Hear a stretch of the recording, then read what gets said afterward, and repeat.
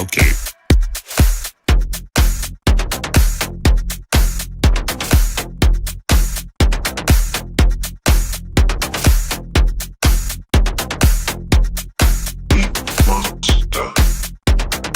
Attention, please. Yo. Yo. Yo. Yo.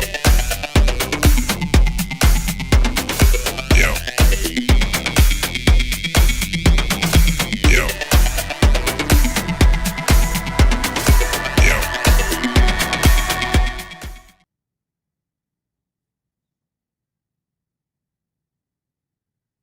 What is going on, everyone? It's David Palmer, Leo King. And of course, I'm here live on YouTube and on highvibe.tv for a Leo King live session here on this October the 24th, 2025. Yes, I'm back in town. Did I leave my freaking phone up there? I did. Give me a sec as I go get that phone. Look at a chart for a sec.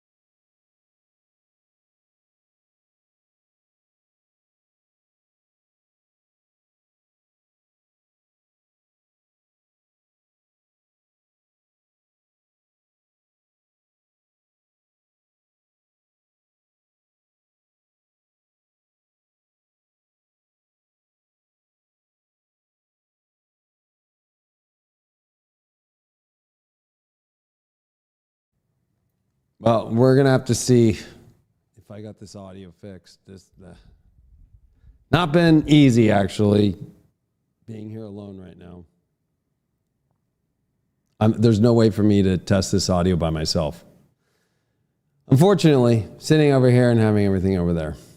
So you can just let me know. Before I waste a whole other live, this has been the theme of this Mercury that's now shadow. Getting ready for the retrograde in Sag. It's nice if you can hear me, but if it's ducking out or not, that's the question. See, thank you, Lisa.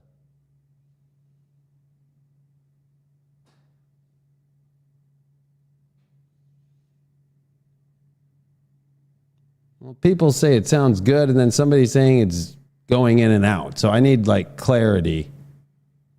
Yeah, so somebody, there we go. So nobody can make up their mind.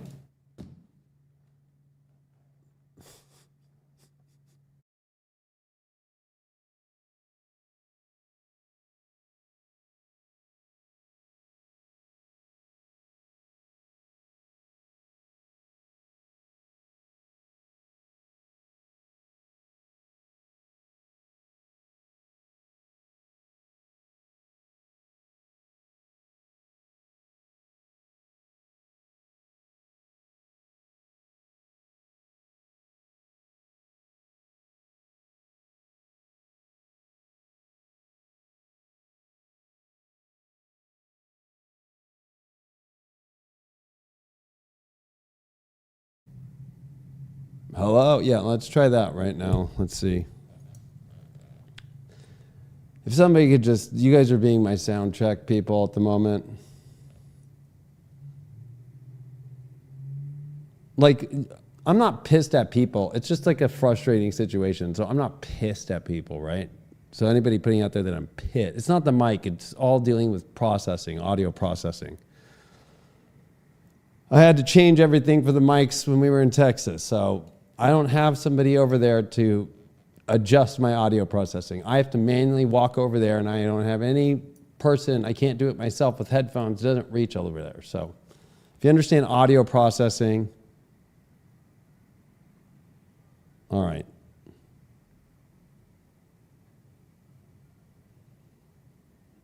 All right, here we go. Shit. These are frustrating times, I'm not going to lie. This was the worst Libra season I think I've ever felt in my life. And Libras used to kind of balance it all out. But of course, I'll be covering some of that stuff here today, why everything is really super off. So I tried to do this live just like 20 minutes prior to this, and the audio was horrible.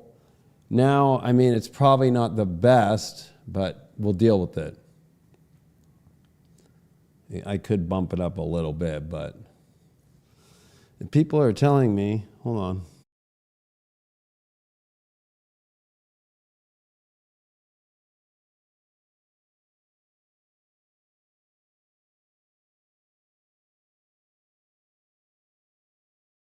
Yeah, I can deal with that. I can deal with that.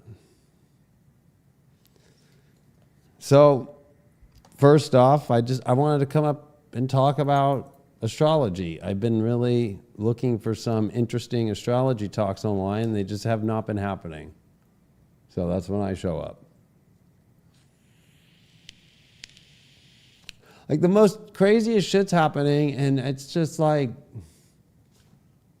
fucking crickets out there. So,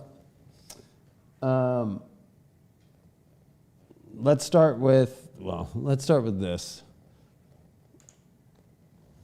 I wanted to start with the rarity of this Neptune retrograde in Pisces. Of course, 2012, we saw Neptune come back in and make its ingress back in. We're not used to having a retrograde ingress back in. And this one, of course, was 6.5 months of Neptune in Aries. And so we just saw after this new moon in Libra, that same day, Neptune retrograde back within 24 hours. And we're in that now. The last time that happened was 1861 on October 1st in Washington, D.C., during the Civil War. Now, so I know some people are like, well, what does that mean? Well, one, this is very rare transit. Now, if you see, oh, that was right. I was dealing with a fucking, what is it called? The fucking pen? Fucking,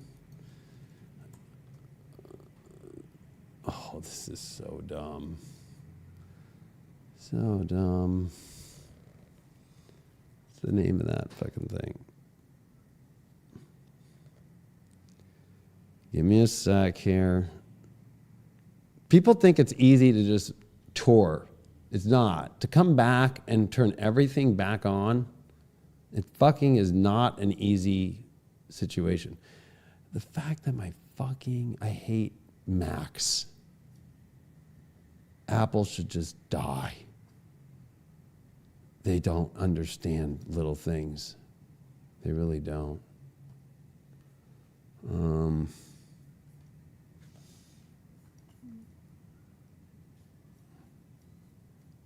Don't get me wrong, I make some cool shit on Mac, but like little shit like this, like really? You're not gonna let me even like open the fucking program because it can't be seen up in the fucking dock? Oh, hold on a sec. We're gonna have to change my display size just to get this thing to show up. But yeah, touring is not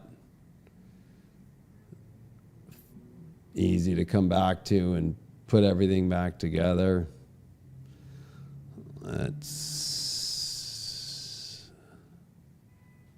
There it is. Now I'm able to see it. Do I have to go that?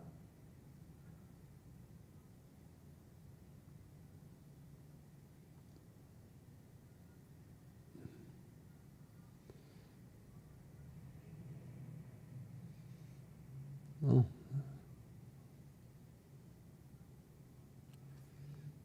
That should work. Of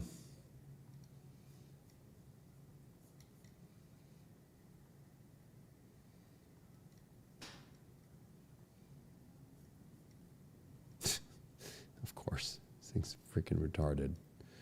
All right.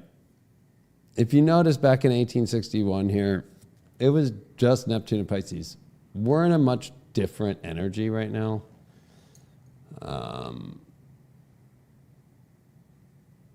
So, yeah, we could do this. What? This even changed when I was gone. How retarded. Everything's gone retarded in the world and in life. Like, I was just like, what? You gotta be really kidding me right now. Really?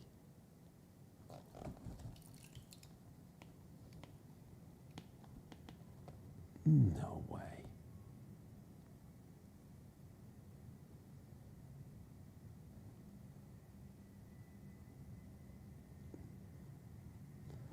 I'm kind of like blown away, actually.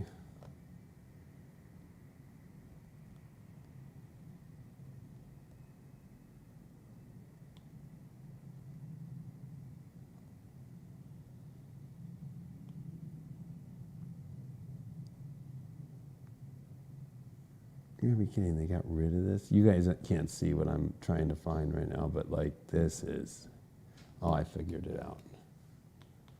Wow. So, of course me, I always come prepared. We just had this new moon that was in Libra, right?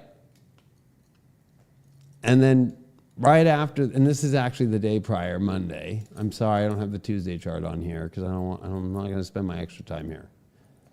But this is different, right? This is Saturn, this is the North Node. We got a lot going on here in Pisces, but for the same transit of Neptune retrograde back from Aries, ingressing back into Pisces, the only history we have the closest to it was literally on this date, 1861. Okay, so when you get to that, it's like, wow, what happened? And it's very Piscean. Let's get rid of this.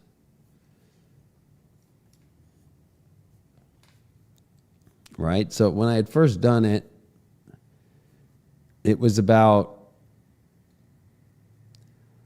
in DC, the cabinet of President Abraham Lincoln met, as recorded by the Attorney General at that time, Edward Bates's diary.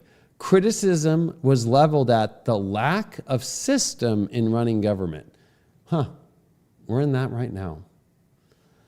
The meeting of the cabinet regularly included top military commanders, McClellan, Winfield Scott, signaling how the executive branch was deeply immersed in a war management rather than only legislative or civil affairs. In the same time frame, a referendum was held in the northwestern counties of Virginia. So it's really weird because in Virginia right now is all the election stuff too. On the creation of a new state separate from Virginia, which would become West Virginia, as part of the Union loyal government in Wheeling. So West Virginia is created to add a state that's part of the Union. It also appears that the Confederate side also was holding a war council meeting on October 1st, 1861 in Virginia to consider strategy, though the reliability of the specific mention may be less secure. Now, what's really weird is I was like, I want to have, was there any images of the meeting? And there fucking was. This was the meeting with the cabinet of Abraham Lincoln. And it's known because of how hush-hush it was and behind closed doors, because you have to remember that the equinox that happened back in 1861, when we came into September 23rd, it was the same one we just had, right? Sun in Libra, opposite Neptune in Aries. And that's where, right? So if you do September 1861, Civil War themes, right, at that time, the strategic importance of border states, the intensification of military action, but there was a settling in for a long war. It was like, this is actually going to fucking happen? You have to remember the beginning of the Civil War with Neptune, 2959 Pisces, and then the evening of Fort Sumter, it happens, and then, of course, Neptune goes into Aries, right? That starts the Civil War. But everybody was like, this is a nothing burger. It's not going to be a war. It's not going to be a big deal. Well, 6 months later, oh, this is a big deal. And so that happens, and then in October, it finally is to where there's these meetings taking place behind closed doors. And I want to remind people that, in my opinion, Pisces and what we're in right now is there are so many hidden meetings happening closed doors. We're in Scorpio season as well. Let's not forget, so where we're at right now. So that happened back then, and I'm going to go into a little bit more of that, but where are we at this moment right now? Right? Right now, man, they don't want this to get bigger, do they? No, they do not. That's fine. Right now, it's Scorpio season, the sun finishing its square to Pluto. This new moon was in square to Pluto. This new moon was in a yod to Neptune while it was in Aries, right as it was retrograding back into Pisces, in a quincunx, and it was also in quincunx to Uranus. So the sun's coming off the quincunx to Uranus, the sun's coming off the quincunx to Neptune, and that yod's ending, but the sun has been in square to Pluto, and the sun is coming off the square to Jupiter. And so this is really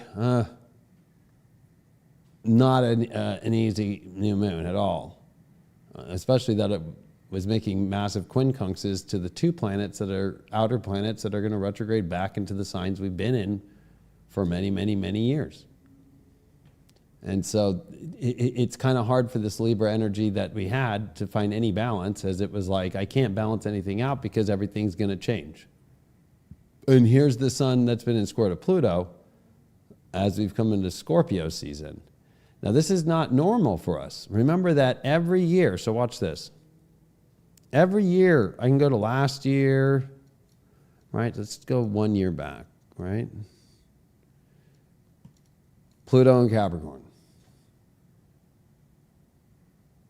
Right, so this is our first sun in Scorpio, square Pluto in Aquarius. I couldn't believe, I listened to a bunch of people. I drove for 21 hours each way. So I had a lot of time. Not one astrologer out there that I at least heard, and I listen to a lot of them, even mentioned that this is the first time the sun in Scorpio in our lives is squaring Pluto in Aquarius. I couldn't believe it. I was like, you got to be fucking kidding me right now. Right? I mean, I can just keep going back, right? Every time it's been Pluto in Capricorn, even though it's stationed direct, or even though it was already in Aquarius like in 2023, or in 2024, it was already in Aquarius. When we got to Scorpio season, that's when it was, stationed direct already.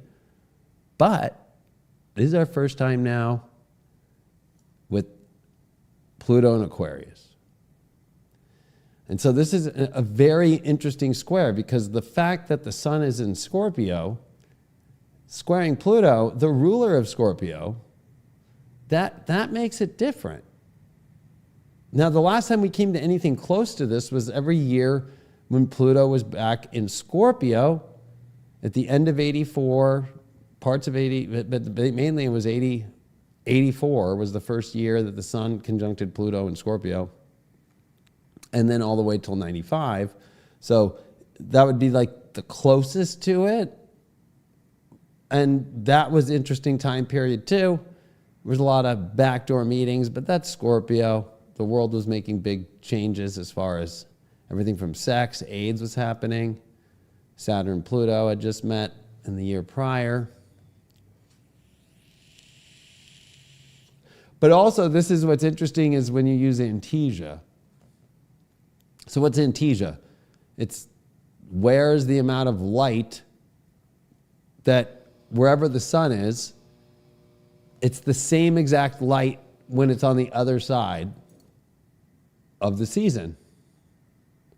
And so with Scorpio, it's Aquarius, right? Because we're at the middle of fall, the middle of winter. So the sun is losing daylight,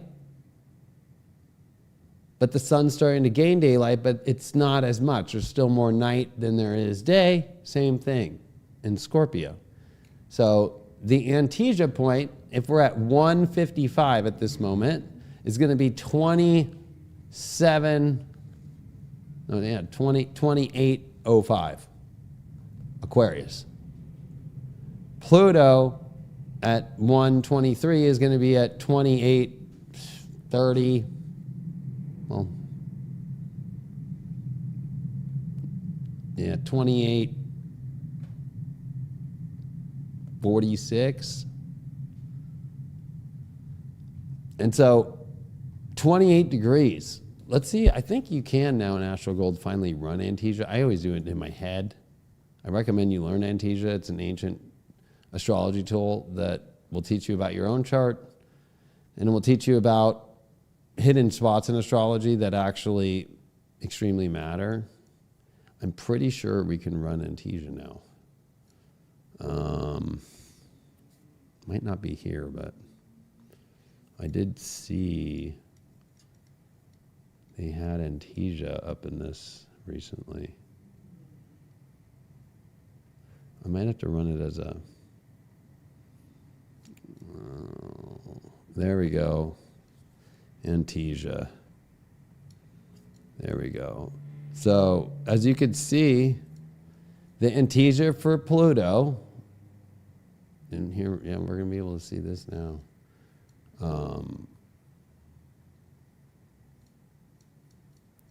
Here we go. The Antesia for Pluto is 28 Scorpio and 36 minutes. The Antesia for the Sun is 28 Aquarius. Now, why does that matter? Well, one, it shows you the square completely different. It shows you also where Saturn and Neptune happen to be. So even though Neptune is in Pisces, Pisces and Libra are the Antesia. So with Neptune at the end of Pisces, it brings you to the very beginning of Pisces, and there's Saturn, because we're in Pisces. So actually, Neptune retrograding back to the end of Pisces really is interesting, since it brings Neptune to the other side. Now, what's even weirder is during the American chart, right? It was like Neptune, if I'm correct, Libra, Saturn, Libra.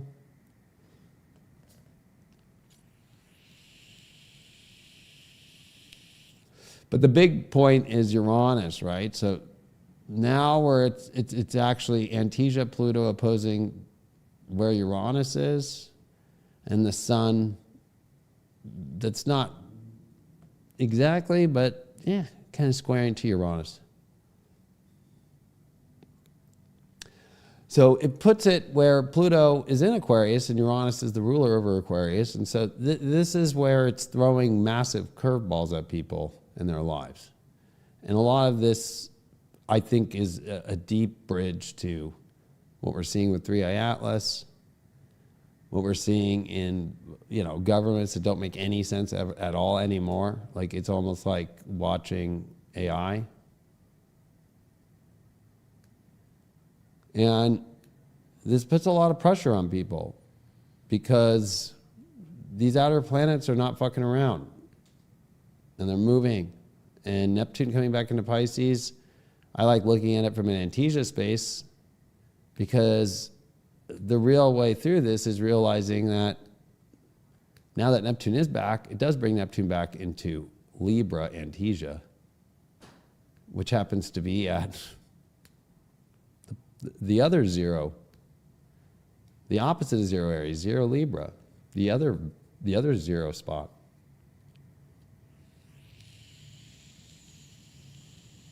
It's even weirder because it puts the North Node there at 12 degrees of Libra, and look at where Venus has been during the exact part of the square. So if I were to just do this, let's do yesterday was the square, right? Exact. The Sun Pluto square was like here, I could just do this.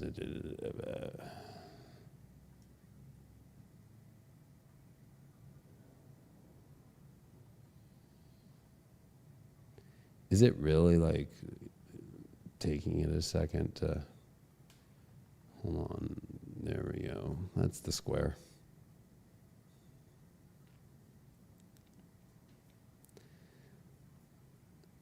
(2804) Pluto. Well, let's see. I think I might have to rerun this thing again.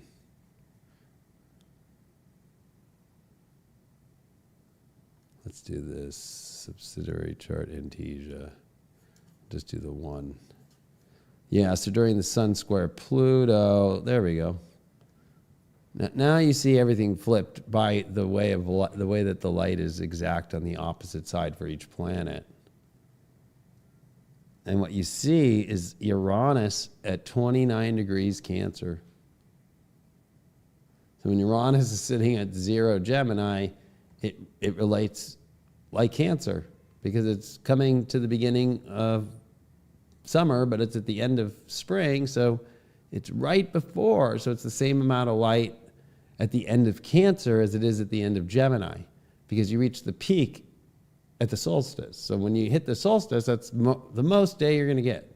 But as you go 1 month into Cancer, now it's starting to trickle down as if it was the same amount of light in the day as 29 Gemini. Same thing happens in Capricorn and Sagittarius, okay? And this makes you look at everything way different. So what's kind of interesting is seeing that North Node at 12 degrees because during the square, right? We'll change the square. That was on the 24th exact, which is today at 6:09 a.m. So we can change it. Let's change it to 6:09 a.m.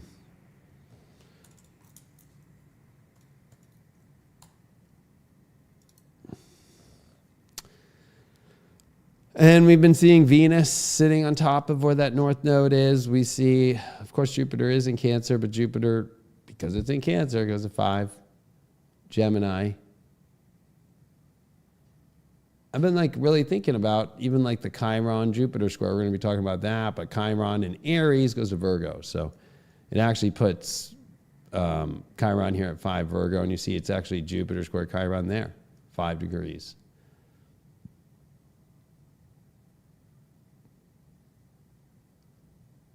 And then I was like thinking about 3A Atlas Antasia. It's still in Libra right now, tropically. So it's technically, the Antasia of it is Pisces. But that makes it even kind of like more head trip shit.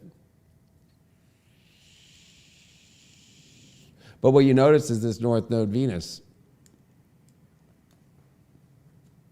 So even you see where the North Node is really at 17 degrees. Venus, of course, at 13 Libra goes to 1644 Pisces, where the North Node is. And so there's something being seeded during the Sun square Pluto. Now, back in the history, going back to where we were, I'll get out of Antasia for a second here, because, sometimes the only way to teach people is Antasia shit. Like, it's kind of crazy. It's the only way they'll learn sometimes. But coming back to this Neptune that retrograded back in the 1861 the same way, everybody was settling in for this long war, right? Well, are we in a war? I mean, we can say we're in a war for sure. But I think it's more about we're settling in for this long-term what the fuck. Like everything's being stripped away of what we identify with in the world. And one of the big things that's happening is I'm an astrologer, so you know, in 77 we found Chiron, right? We use it today. We've never really had an interstellar object come in to the same ecliptic plane as the planets and pass all these planets, and we're seeing the sun activity go off the charts with it right now on the other side. We're seeing, at the same token, questions on whether the trajectory is shifting right now, the speed, and where it might go. So it might not go exactly the way we thought it would towards Jupiter. But that's all still up for debate. But the big thing here is like, what is this thing? How does it act? It had an anti-tail, now it has a tail. We're not seeing all the pictures, and there's a lot of cover-up going on. And that was what was happening to the American people back in 1861, right? So if you think about, you know, October and, you know, were the American people in the know of the Civil War? Yes, the vast majority of Americans knew about it, but as the conflict had been underway since the attack of Fort Sumner in 1861, while the exact outcome was uncertain, events like the secession of southern states, Lincoln's inauguration, and the outbreak of fighting made the war a reality that was widely known across the country, even in the remote areas, right? And the news was putting it all out there, but prior to the completion of the transcontinental telegraph, remember, the telegraph went down in 1859 because of the fucking solar flares, right? So they had to rebuild it. And this one was the first one that was transcontinental. So finally, it's like it could reach farther than just being in America. But it also was like hitting every people in California at the time and so forth. And so they were getting the news a lot quicker. But Americans were not neutral, and everybody became extremely polarized. And that's what we're seeing right now.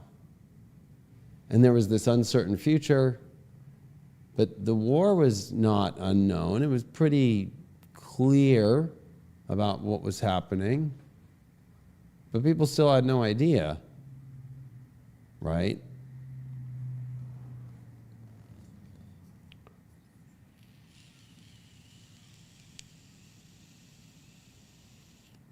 Now I want to show you another time period. So we're going to take this, Neptune retrograde, and now let's look at a different version. Let's go back to 1533.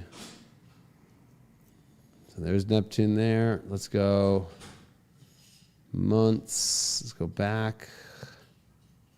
Oh, I don't want to do that, but here, let's do a transit chart. We'll make that a lot easier.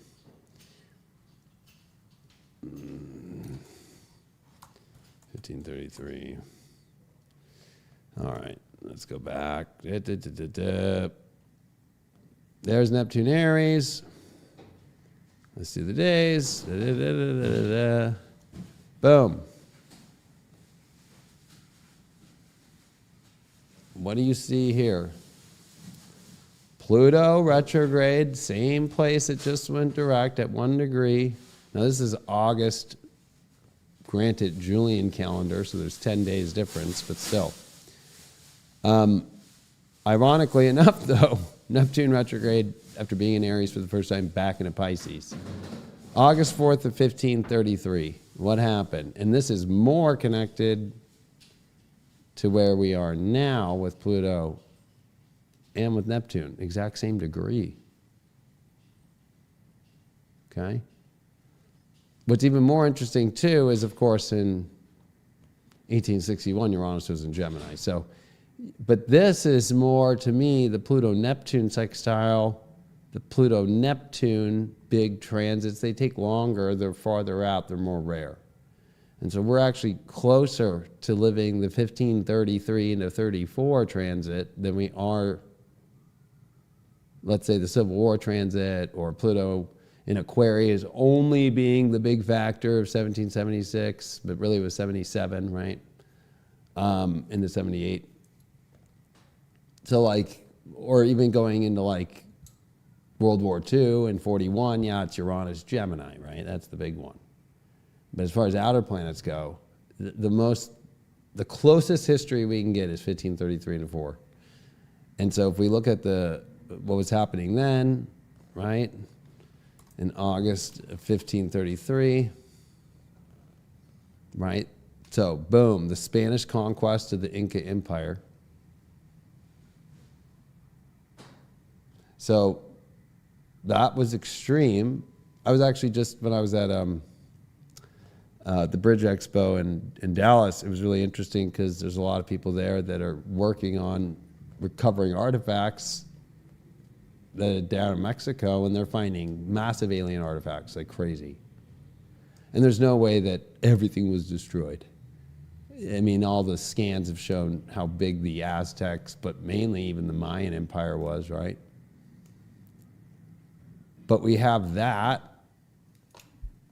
especially if you look at like 1533, for example. This is where Almargo arrives. Atahualpa is executed, and he orders Huascar to be killed. All right, and then Perazo submits Cusco and installs a 17-year-old Manco Inca as the new Inca emperor. So there's a new emperor installed. So, you know, this is kind of one of the more major events that's happening. And ironically enough, I mean, you know,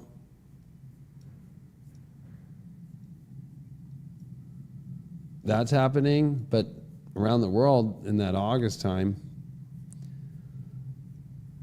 right? So we know that. The Treaty of Constantinople, the Ottoman Empire, and the Duchy? The Archduchy of Austria, Ferdinand I, King of Romans, withdraws his claim to most of Hungary, right?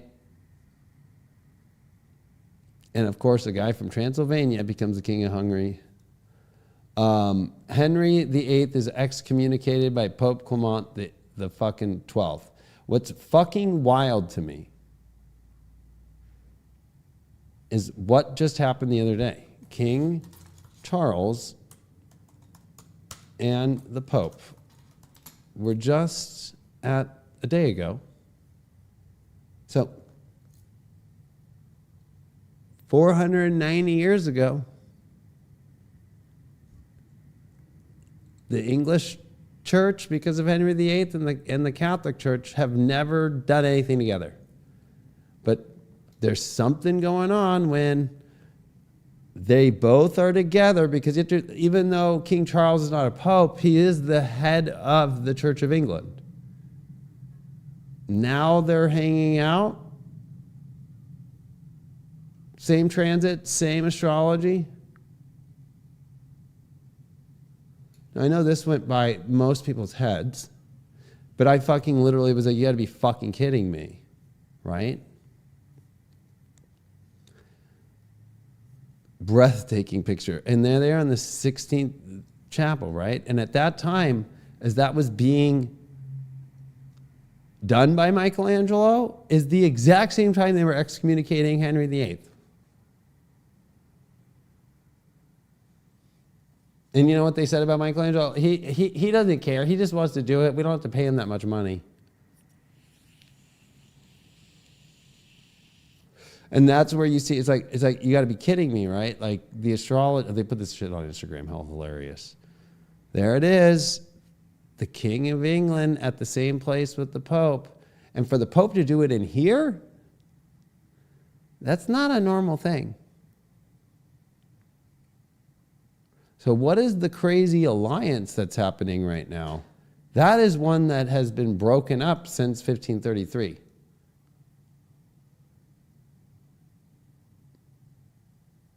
So obviously a month prior, Neptune was in Aries, retrograde. Pluto was in Aquarius at the same degree, retrograde. And what happened? They excommunicated. But this time, they obviously made plans to do this. Why? Now, I don't have the answer. The astrology would say, uh-oh. Especially this is kind of crazy because like this was about war that happened, right? Because you have to remember that the Pope called up the King of France. You're going to go to war with England. Henry was smart enough to have the right team at the time in 1535, 36, 37 to be able to then, okay, I'm allying with the Spanish, right? I'm allying with Rome, sorry, the Holy Roman Empire. And then, of course, he marries one of the daughters, but then is like, I'm not attracted to you. I can't have sex with you. So you're going to be my sister. And then he gets another queen who then, of course, cheats on him. There's so much crazy shit at that time. But it was because the church was trying to get back at England for leaving and for raiding all the monasteries and exposing all their lies. Why is King Charles III bringing this back home? And why is the Pope bringing this back home? The only question could be war, right? Now, we're in the same transits, of course, World War II, in some respects. Saturn, Aries, Uranus, Gemini. So, you could look at like the Pope and Hitler, right? And now all this new secret stuff has been come out, right? Even about the Holocaust. It's official now. Vatican documents show secret back channel between Pope Pius XII and Hitler.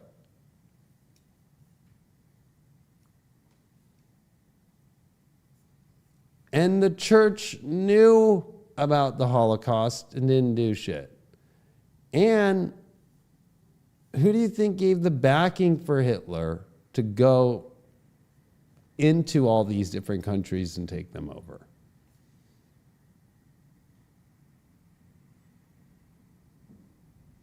So it's not, right? Even Pope Benedict dodged by Hitler Youth Past.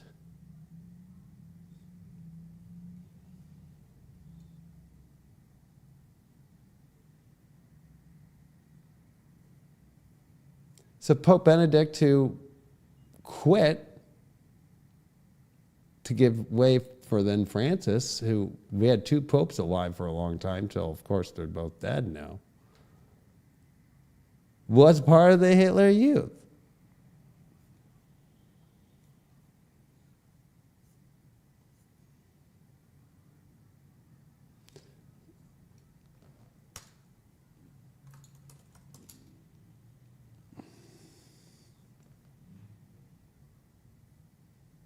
Right, so you have a pope, the Pope with Hitler,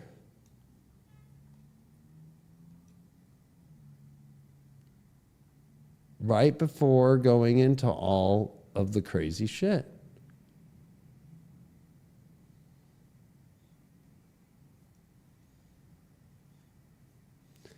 And this is March 2nd, 1939.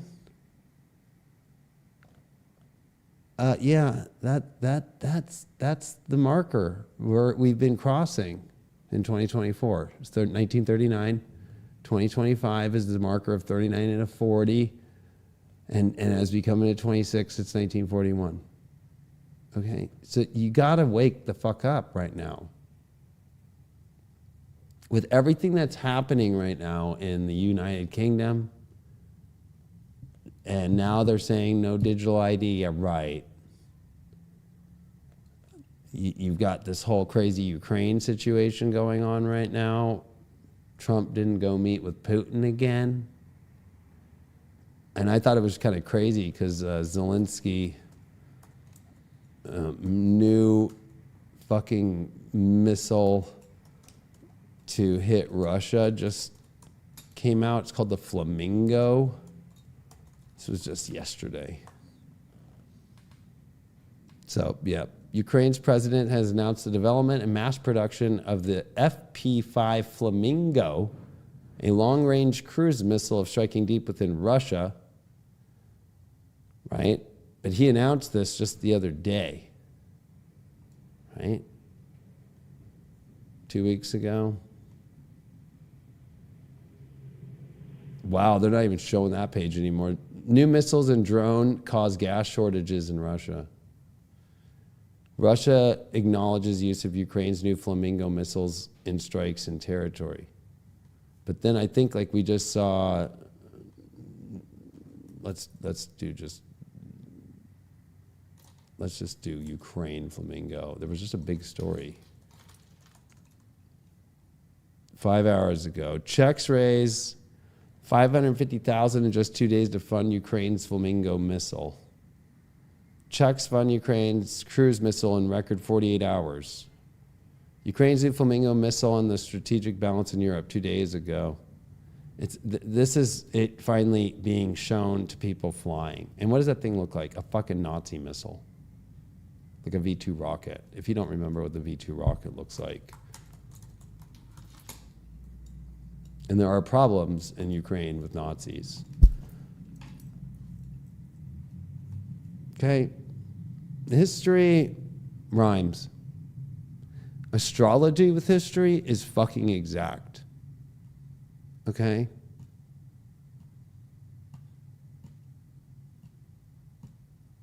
You see a pope? And who's such a big backer? Watch. King Charles Zelensky. Oh, so after meeting with the Pope, guess who King Charles meets with right after? Meets with Zelensky at Windsor Castle, right after meeting with the Pope and being there at the Sixtine Chapel. Okay. I see. I gotcha. And yeah, okay. What's different about this is very much like all these Western countries are just on board, right? All the way. No, it doesn't matter. America, the United Kingdom are the two biggest. And now you're getting all these other European countries like, yeah, let's go fund. Let's go fund this missile, right? Let's go hit Moscow. You know, it almost kind of seems like desperation that everybody's becoming friends to ally together. And that's what you see with Uranus and Gemini. But you also see it with Neptune Aries. You see it with Pluto Aquarius. I've done all the history. And it's not any coincidence. We also know that, I think Avi Loeb just put it out, but it was actually through the, a lot of people had kind of reported over the last couple of days, right?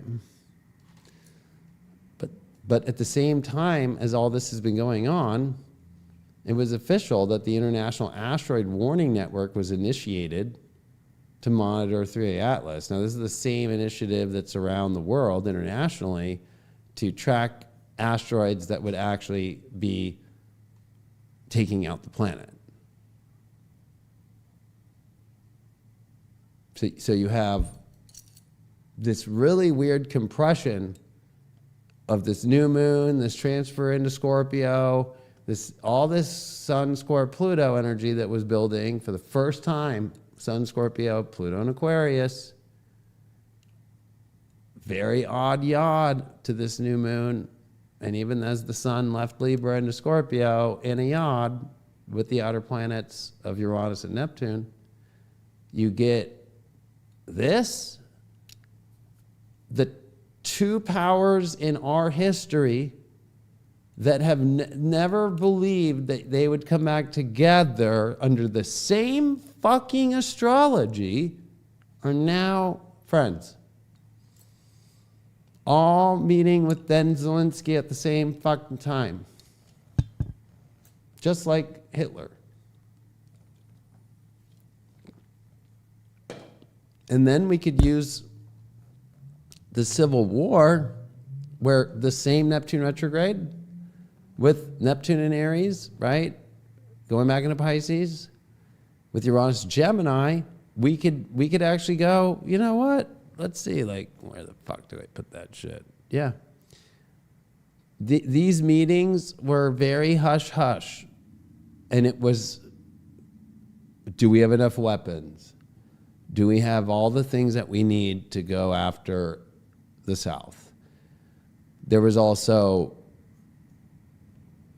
the realization, like, this thing's going to be a lot longer than we think. These are actually pictures from that day as they were building the tents. And it's kind of like underneath, it's just kind of like hidden underneath. Like, people are like, kind of like, I don't know what's going to happen, but something's about to happen. And so I think we're all in this, like, whether it's from 3A Atlas, whether it's, you know, the world at war. I mean, let's just go, I haven't even looked today, but I'll just go CNN.com, right? Trump administration will not fund food stamps next month. Oh, I don't know why, but I'm just going to go like, let's go 1940 Germany food stamps.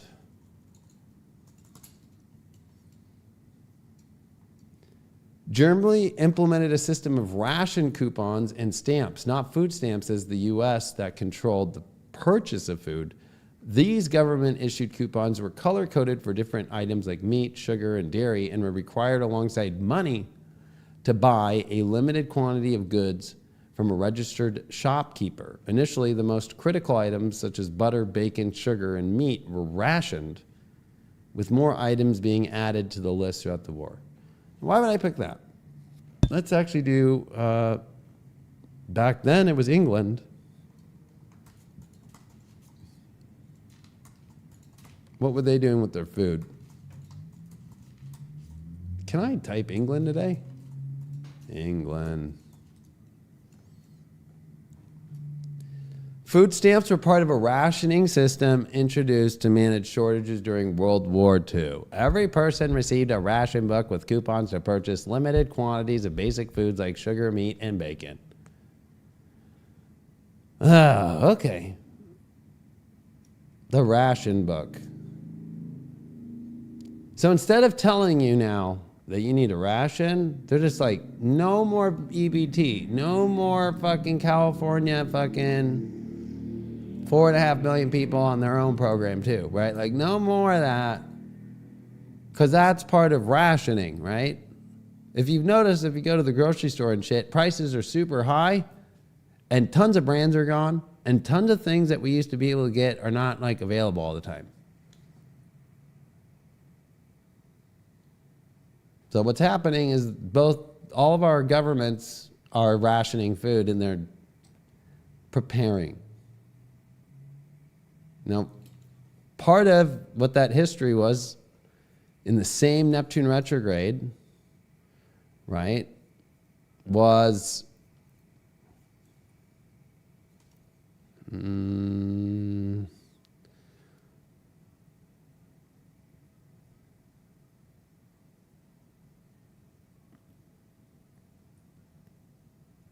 right, so like so the period captures a moment when the war shifts from spontaneous battles into structured war, cabinet meetings, war rooms, greater strategic coherence. The October 1st cabinet meeting shows the Union government grappled with internal system architecture for war management.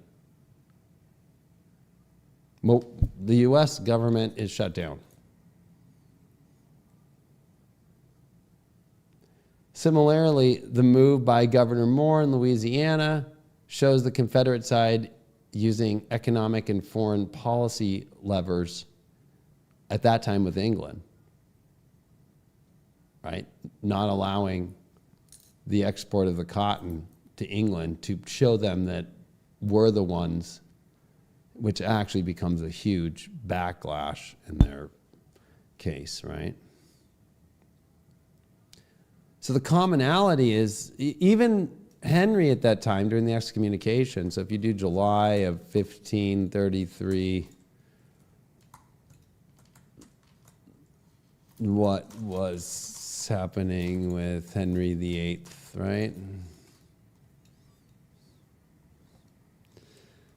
Was in celebration but tense period following the secret marriage to Anne Boleyn in January and her recent coronation as queen in June. On July 11th, he received the papal bull from Pope Clement, who ordered him to divorce Anne and return to Catherine of Aragon or face excommunication. Henry disregarded the threat as his break with Rome was already underway and he was focused on securing his marriage, right? So there was an ultimatum, and then Henry's defiance, and then Henry's public celebrations about it. And then Catherine of Aragon's status was done, and she had to go move away. She was gone. Henry's secret meeting. There's a lot of secrets with Neptune coming back, right? That's where he met with his council to discuss the Pope's threat. So there's a preparation, right?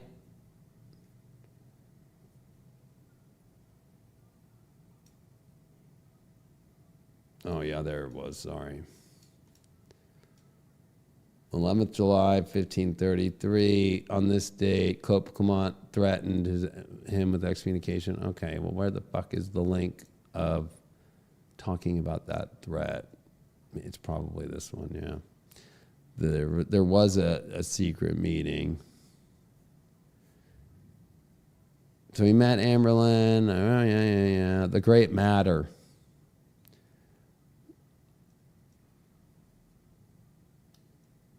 So it became the King's Great Matter. Catherine's nephew was the Holy Roman Empire, the most powerful one, and Charles controlled the Pope. Only Henry VIII's force of will and use of his executive royal power made it possible, encouraged by Protestant reformer who denied the authority of the Pope. Henry declared his independence from Rome, a series of acts between 1532 and 1534. And during his break, she was crowned, and then they fucking did the papal bull.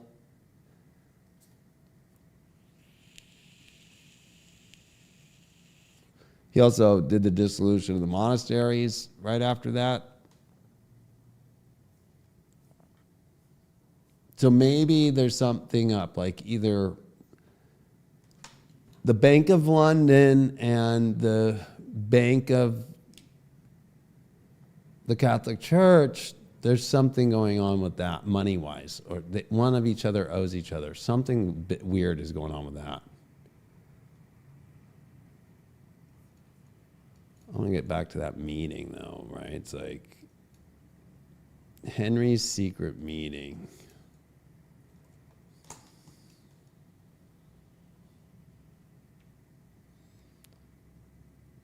It's not recorded, but frequently counsel is counsel about the Pope's opposition to his annulment. The opposition which led to the English Reformation was central. Henry did, however, elevate Anne Boleyn to the title.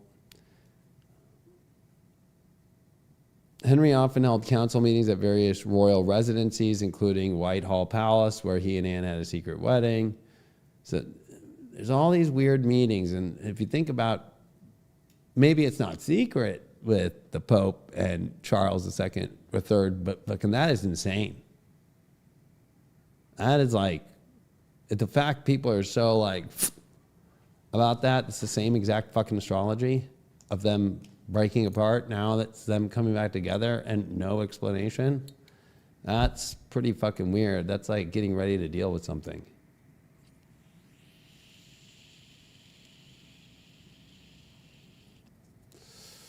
So,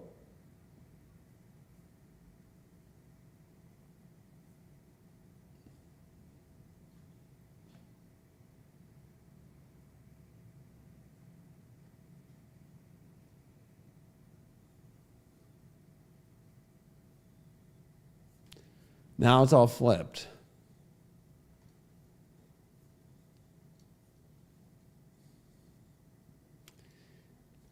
So at least, I mean, New York Times is doing, in groundbreaking moment, it was the first time in hundreds of years, more like half a century, or sorry, half a millennium. It was the first time in hundreds of years that the leaders of the Roman Catholic and Anglican churches prayed together, offering a public display of unity, right?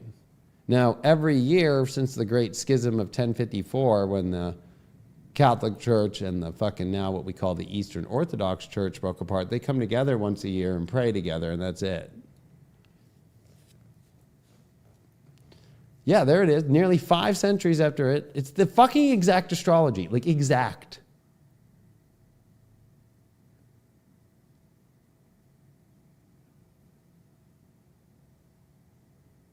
And they're bringing up how because Henry VIII was divorced, and here is an English king who is divorced coming back, and who was just remarried, right? Not recently, but he was remarried with the Pope on Thursday, right? The service was conducted in the same chamber where Pope Leo where he was recently selected as the head of the Roman Church. Yeah, we know that. It was the first time in hundreds of years that a pontiff and a British monarch, the nominal head of the Church of England, have publicly prayed together. The gathering was a sign of marked improved relations between the Anglican and Catholic denominations, as well as the eagerness of Charles III. I predicted this, by the way, like during when they were picking the new pope. I predicted this shit. Queen Elizabeth II, the king's mother, met with several popes during her reign, but never publicly prayed with any of them. Right? The Archbishop of York and Leo led the prayers in English and Latin, accompanied by both Anglican and Catholic choirs, as the king and queen sat on gold chairs nearby. The king and queen participated in the service as part of a state visit to the Vatican to coincide with the Jubilee, a year of penance and forgiveness that takes place every quarter century. Look at that.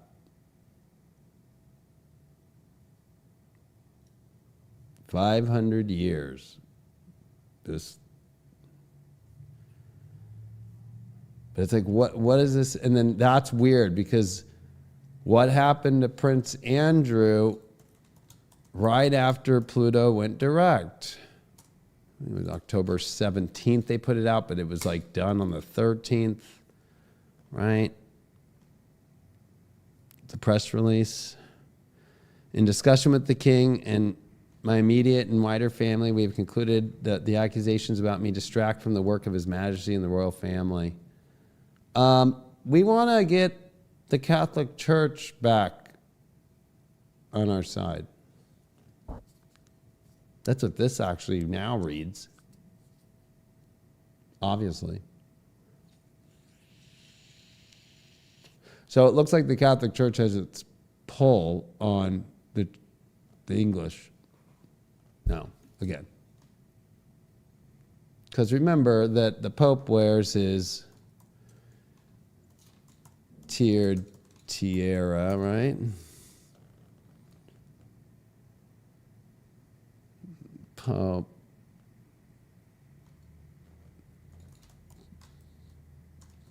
We'll call it the 3 crowns, right? Right? God, the Pope, and all kings and monarchs. So it's going back to that system.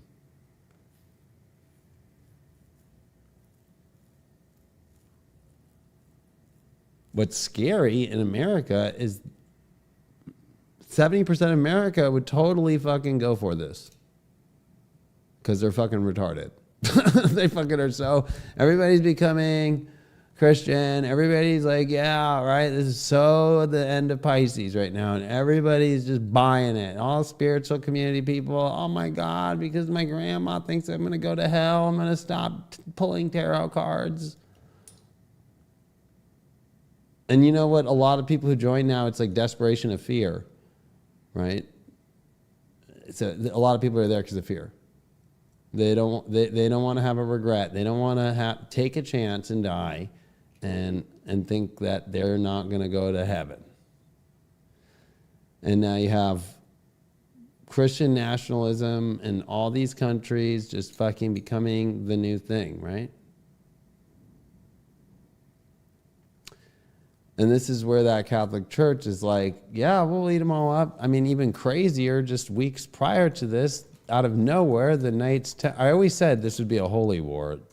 World War III would be the holy war, right? back at Vatican in 800 years. Had officially authorized by the Vatican to assist with the 2025 Jubilee year, helping to manage and support pilgrims at major sites like St. Peter's Square. Oh, so you're meaning to tell me that the Knights Templar are back in 2025 after all this fucking time, 800 fucking years.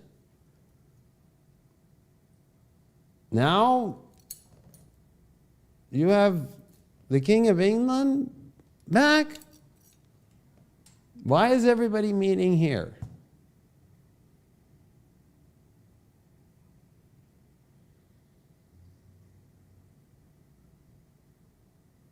Nobody wants to even ask that as a question out loud. I can't even believe it. Nobody, not one astrologer's out there fucking doing the astrology and being like, what the fuck? It's the same astrology. You can go back all the way to 1307. You can look back and be like, oh, fuck. After Saturn Pluto in 1284, by the time Pluto comes in fucking Aquarius, right? Like, let's look at 1307, right? What's 1307? Friday the 13th, right? But I don't remember what that day is, but let's just fucking pick a random day, like 4/13, like let's just pick like April 13th, 1307.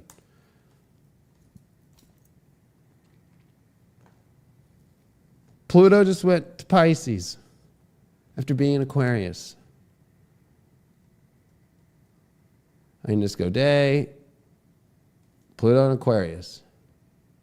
March 13th, 1307. Right? Let's go 6 months.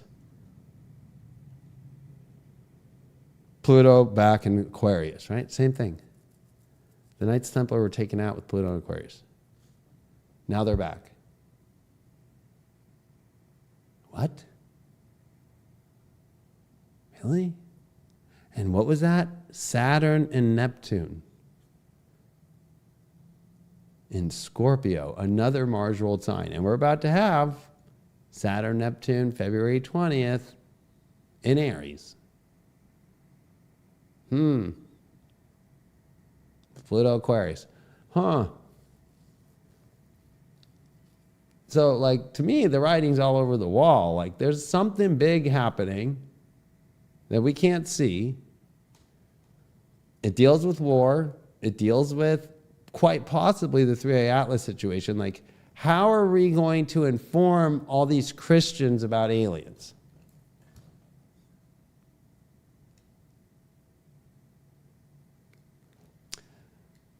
How are we going to gather up all these countries to go to war, whether that's against aliens, which I don't think it is, but like against the holy war shit, right? Like, when you gather up the Knights Templar and you get the United Kingdom now back in the church, right? You didn't lose Spain. You didn't lose fucking a lot of the European countries, especially you didn't lose South America at all. You got a big force to go take out China or wherever, right? But there's something going down. I will also bring up the secret meeting about, I think it was a secret meeting, Lincoln, October 1861, like the Trent Affair, right? This was a diplomatic incident that threatened a war between the United States and the United Kingdom. The U.S. Navy captured 2 Confederate envoys from a British Royal Mail steamer, and this is Neptune retrograding just back into Pisces. Right? And American public and elite opinion strongly supported the seizure, but it worsened the economy and was ruining relations with the world's strongest economy and strongest navy. President Abraham Lincoln ended the crisis by releasing the envoys. Right? And the Union Captain Charles Wilkes intercepted the British mail packet Trent and removed the contraband and took them in. Public reaction in the U.S. was to celebrate the capture and rally against Britain threatening war. In the Confederate States, the hope was that the incident would lead to a permanent rupture in the Anglo-American relations. Oh, Anglo. That's the Christian English. And possibly even war, or at least diplomatic recognition by Britain. Confederates realized their cause potentially deepened by intervention by France and Britain. In Britain, there was widespread disapproval of this violation of neutral rights, an insult to their national honor. The British government demanded an apology and the release of the prisoners and took steps to strengthen its military forces in British North America, Canada. And now, of course, in the World Series, that's right now, I don't know what the score is, but it's Canada against the United States. Blue Jays make a grand statement. Great. Oh. Wow, that shit's over. Or top. It's basically over. Top of the eighth. Fucking holy shit. There it is. I actually was telling my brother, like, the astrology is so much in favor of the fucking Blue Jays.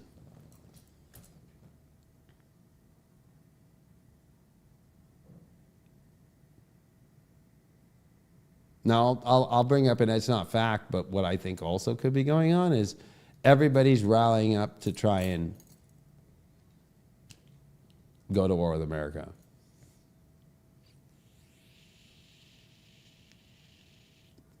I only told this to my brother because he's a big LA Dodger fan. I mean, I am. My family's been involved with Dodgers history, and I'm an Angel fan, but I'm also a Dodger fan. But like,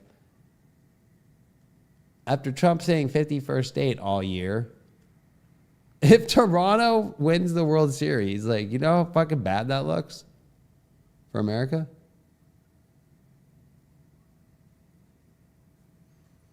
No coincidence though, right?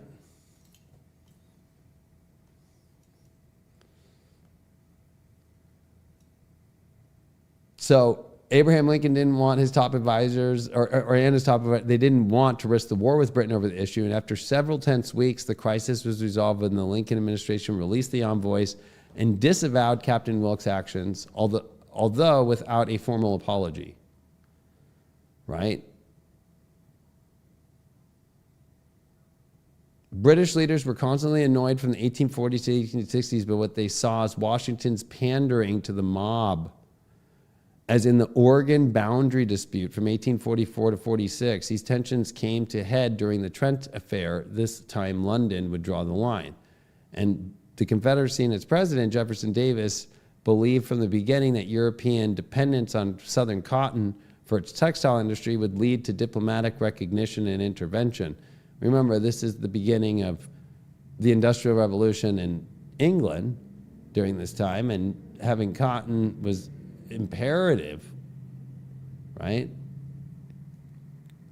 Davis left foreign policy to others in government rather than developing an aggressive diplomatic effort, tended to expect events to accomplish diplomatic objectives. And he was committed to the notion that cotton would secure recognition and legitimacy from the powers of Europe. One of the Confederacy's strongest hopes at the time was the belief that the British, fearing a devastating impact on their textile mills, would recognize the Confederate States and break the Union blockade. The men Davis selected as Secretary of State and the emissaries to Europe were chosen for political and personal reasons, not for their diplomatic potential. This was due in part to the belief that cotton would accomplish the Confederates' objectives with little help from Confederate diplomats. But also to prevent any British recognition of the Confederacy, the issues of the Oregon boundary dispute, British involvement in Texas, and the Canada-U.S. border dispute had all been resolved in the 1840s. And despite the Pig War of 1859, right? This was a confrontation in 1859 that had happened about going back to the end of the Revolutionary War where we were supposed to have Canada. But during the Treaty of Paris, that was the agreement. You could have the 13 colonies, but we're going to take Canada. But the map really wasn't drawn that well, and it wasn't really known well, and Benjamin Franklin had to concede to that. But the truth is that this is why you hear Trump saying 51st state. Most people are fucking retarded, but the whole entire war was really that was America. But in the Treaty of Paris, the British fucking found their way to get that, and unfortunately, it wasn't really drawn too well. And when it was realized it was bigger, and plus, where did all the fucking English go? A lot of them had to drive them up into Canada to get them out of the 13 colonies because they lost their homes. The Americans took everything, right?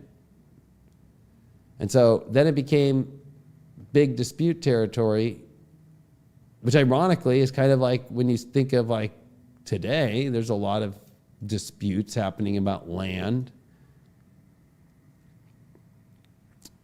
It was triggered by the shooting of a pig, but it was over the Oregon Treaty, resolved the Oregon boundary dispute by dividing Oregon country and the Columbia District between the United States and Britain, future Canada, along the 49th parallel of north latitude to the middle of the channel, which separates the continent from the offshore Vancouver Island, right? Now, what's even weirder about this area is with Neptune and Pisces in 2020, when it was around the same degree as it is, it's close within a year. So you could do 2020, Vancouver, China, military. In 20, okay. So they were training fucking Chinese on Canadian soil. They're saying that it was done there. They ended the military training. So it actually is the same Neptune as 1859 when they were training Chinese in that area.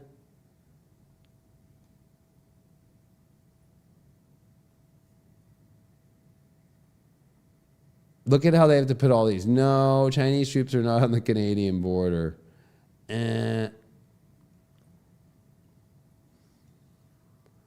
How transnational crime and state actors infiltrated Vancouver's ports and eroded Canada's West Coast sovereignty.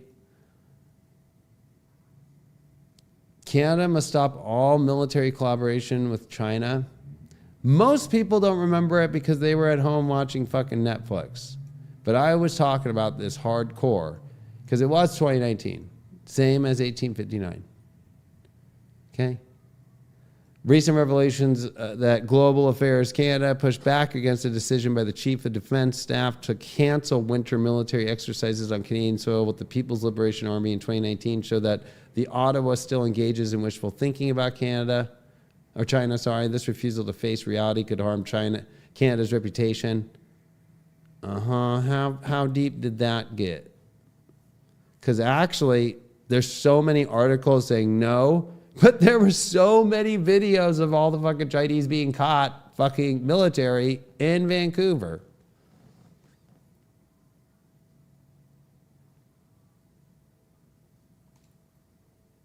Look at this side. Doesn't even like want you to come, right? They signed, to station Chinese troops in Canada beginning 2020. All people in Canada are entitled, it makes for fire,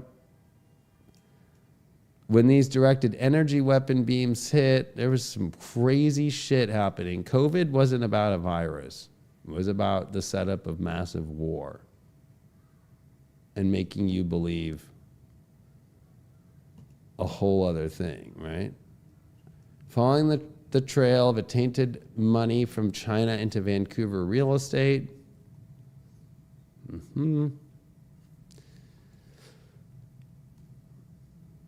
Canadian soldiers no longer training Chinese troop, defense minister says. There it is.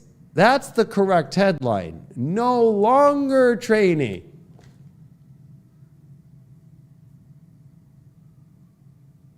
Right?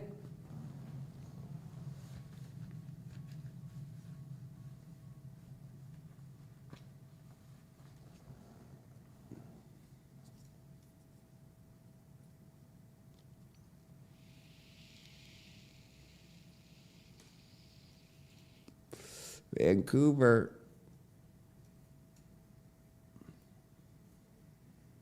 Border disputes. This map, there was confusion over this map.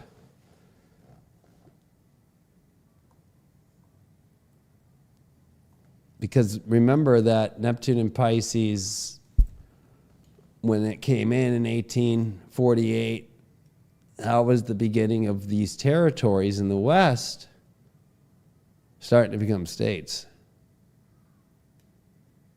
And so right now you have also, when you look at Washington State and what they did fucking for COVID and how they built all these facilities to lock people up fucking, and now they're using them for mental health. And then you have Oregon that went full crazy, and why has there been so many fucking weird skirmishes in Oregon?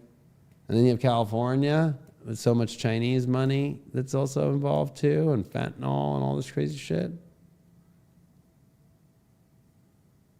What's going to be uncovered is like there's a whole other world, and that's not even including the 5D spiritual shit and the 3A Atlas shit. But, you know, most people don't remember just recently. And then when the astrology finally gets to where we're at, where it exposes what was happening at that time period that we're back into, they don't remember the Chinese were in Canada. Military, right? Like, I had to go through all those stories just to show you the fucking, the defense minister actually says no longer. But they're all like, no, there's no troops on the ground. No, now there were.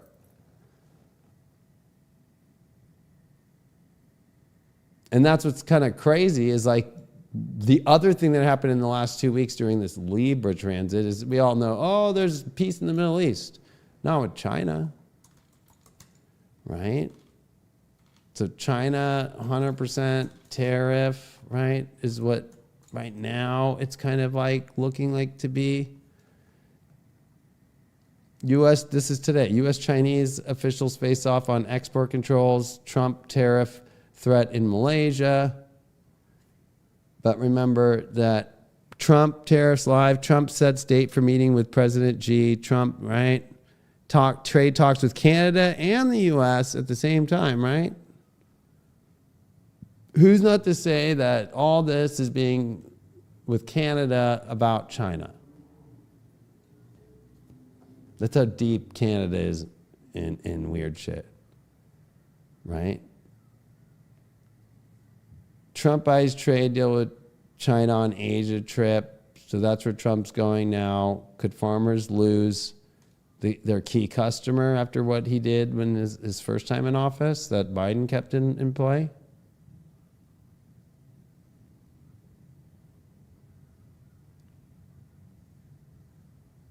Right? Or you could just see that China military positioned around the Indo-Pacific this year during Neptune and Aries. China's display, this is a month ago, China's display and its Indo-Pacific message. In a speech, right, President Xi stated that he would contribute to safeguarding world peace and stability. So we're not hearing this in the American media or in your Western media, right? We should set an example in championing the common values of humanity. 2 days later, Xi had played host to a crowd of foreign leaders at a military parade in Beijing, which according to the Chinese Communist Party was to commemorate the 80th anniversary of the victory of the Chinese People War of Resistance against the Japanese aggression in the World Anti-Fascist War. So what's really crazy is like over there, they call it the World Anti-Fascist War instead of World War II. The reality is that the parade had 3 vital objectives for Xi. The first was to reshape narratives about the role of Russia and China in winning World War II, and to downplay the very significant role played by allied fighting forces and industry. The second was to act as a mega arms bazaar, demonstrating China's latest advanced weaponry to potential buyers, particularly those no longer wish to rely on Russian equipment and want to cut price versions of the latest generation of U.S. weapons.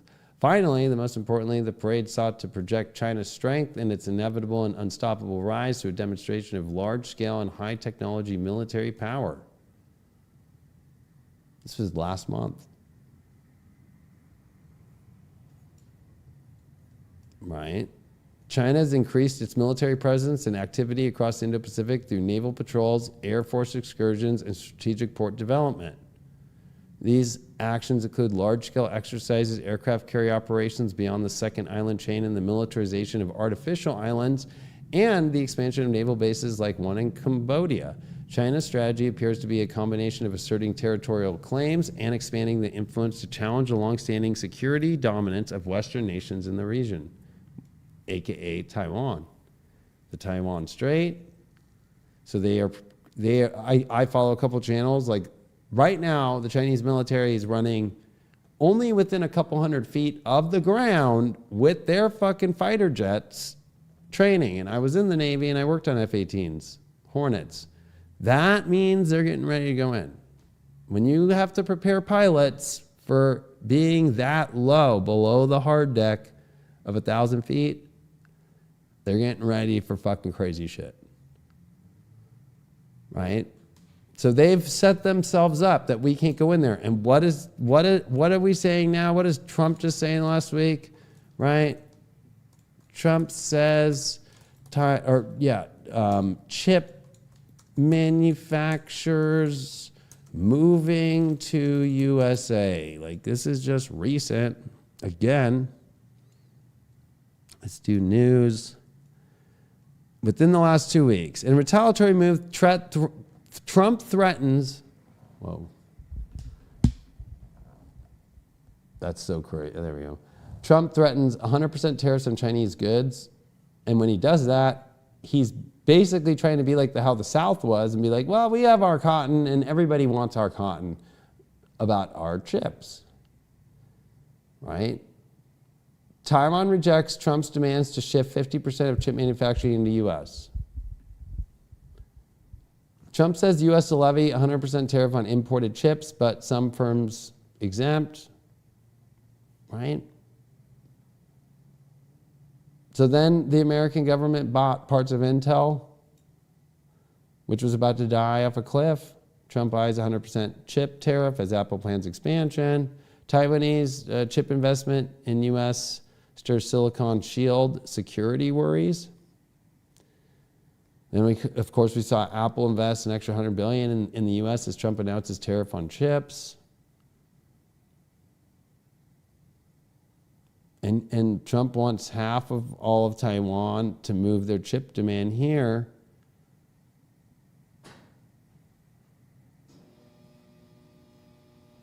Because whether it's AI or especially all of our fucking defense shit, this is going to get crazy. Because if China goes into Taiwan, takes it over fully, right? Like there is no more chips. They're not ready to be built in America yet.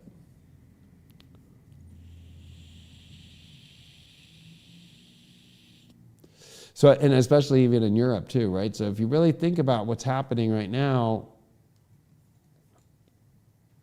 1307, Pluto, Aquarius, Saturn, Neptune conjunct. Saturn, Neptune, Pluto, and Aquarius, they're back at the Vatican. Right? So if we just go to right now and where we're at now, and you really think about this Sun square Pluto, you can feel it deep inside that there is crazy ass shit going on and you can't see it. This Mercury and Mars was conjunct all the last week, right? 1 week ago, Mercury and Mars. Lots of conversations, a lot about what to do militarily. Plus the Sun opposite Chiron, the Sun square Jupiter. There is no safety net that the military wants. And so it's trying to fucking force it to happen in the Western countries, in the allies, in the West versus the East. But now as we move into this, remember, we're just 2 weeks away from Uranus to station retrograde. It's still retrograde, but like retrograde back into Taurus. We're 2 weeks away from that.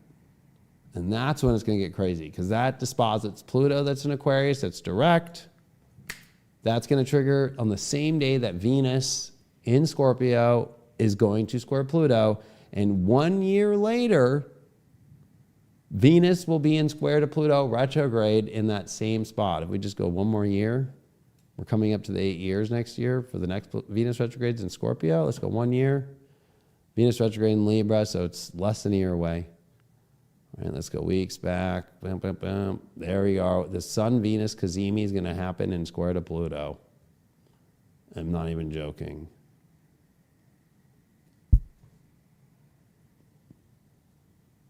October 23rd. So, I mean, if you're ready to look at just 2 weeks from today, as Uranus retrogrades back into Taurus, 2959, boom, Venus and square to Pluto in Scorpio. And then we're going to see a cazimi. So we're going to see multiple Sun-Venus, right? But mainly we're going to see Venus 3 times square Pluto. And so it's going to be interesting that just in the next 2 weeks, it's going to be right after a full moon in Taurus. It'll be a full moon in Taurus, but Uranus will still be in Gemini. So if we go to that next full moon, move back. Full moon in Taurus at 13, Uranus 0, Gemini 8 minutes. And then you just move a couple days. And Mars will have just ingressed into Sag, by the way, and leave Scorpio. So this whole next couple weeks of the end of Mars in Scorpio is going to be intense.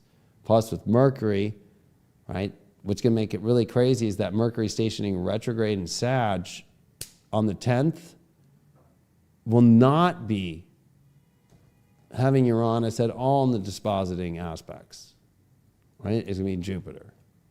And yeah, it's exalted, but it's ready to retrograde. So Mercury's in retrograde in Sag. It's going to retrograde over Mars. So we're going to see Mercury and Mars multiple times. We're seeing it in Scorpio now, then we're going to see it in Sag, and we're going to see Mercury retrograde over it.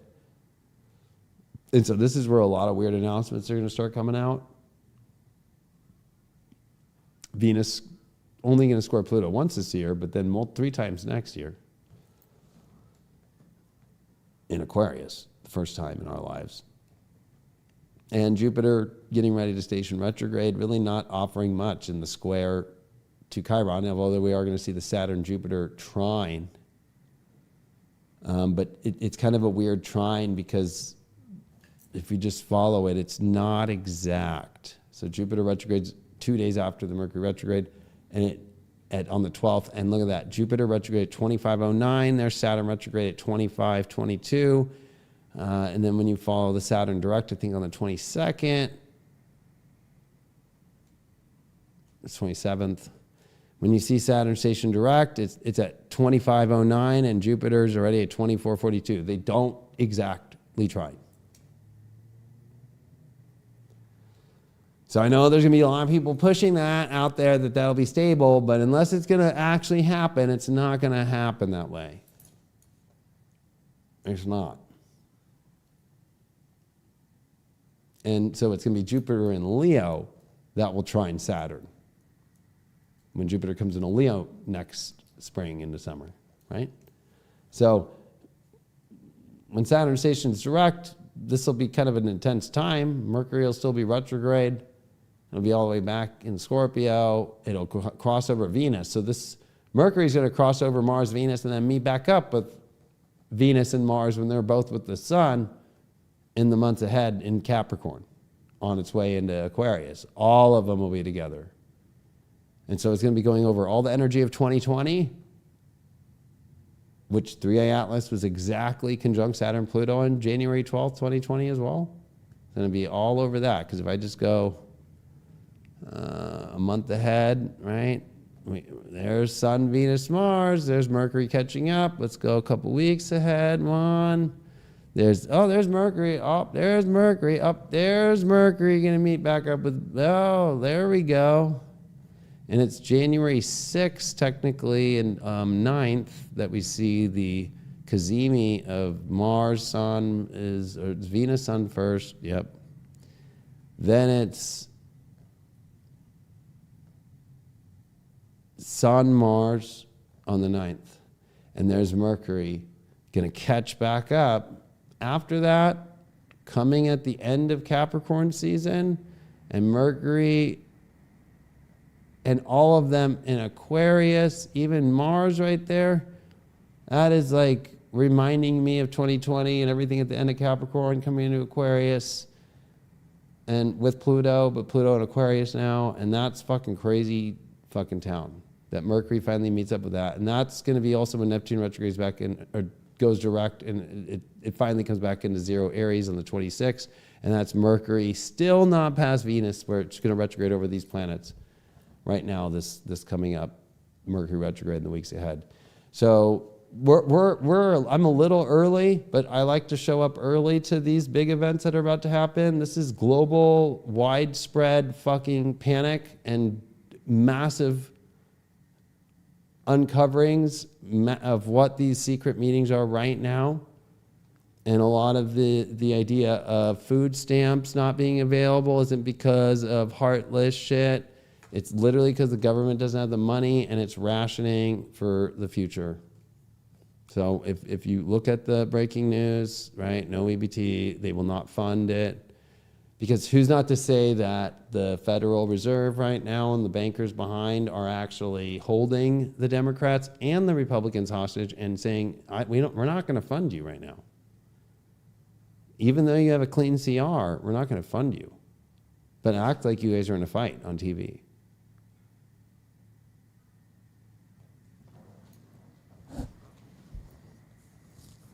There's no more money. Trump considering plans to target cocaine facilities inside Venezuela. U.S. sanctions Colombian president.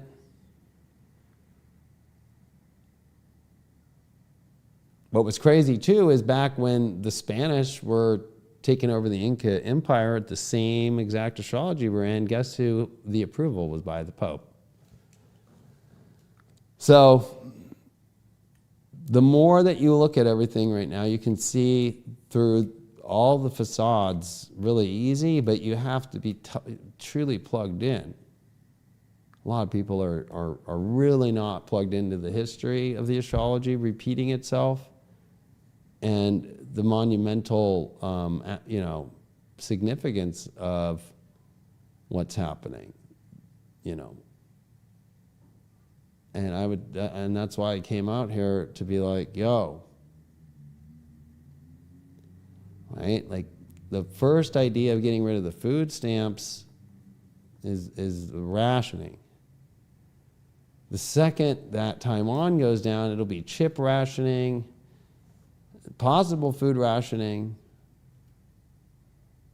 Because one thing I learned from studying Nostradamus' work and a lot of his actual predictions is that Saturn in Pisces, of course he based a lot of his predictions based off every time that Saturn ingresses to Aries, but it's whenever, and it's rare, right? Like Saturn was in Aries in 97, right, 96, and it didn't retrograde back into Pisces. It did that in 67, it didn't retrograde back, right? Did that again, last time was 1937. Right? And that was in the middle. 1937, we were still in a Great Depression. 1937, food stamps. Here. No. Food stamps likely refers to the start of discussions in the groundwork that led to the 1939 food stamp program. Although the program itself didn't officially launch until 1939, it was conceived during the Great Depression to address the dual problems of food surplus from farmers and high unemployment. The 1939 program allowed low-income individuals to purchase stamps to buy groceries while also receiving bonus stamps for surplus agriculture goods. Orange and blue food stamps redeemed here. We are helping the farmers of America move surplus foods. That was all Saturn Aries when it came out, but weirder. 1937 is the precursors, where the Social Security Act was passed in 35. The government funding programs. By 1937, the federal government had already established various relief programs, such as the direct relief and public works projects in response to the Depression. Saturn retrograded back into Pisces. Last time, 1937. Focused on agriculture and poverty.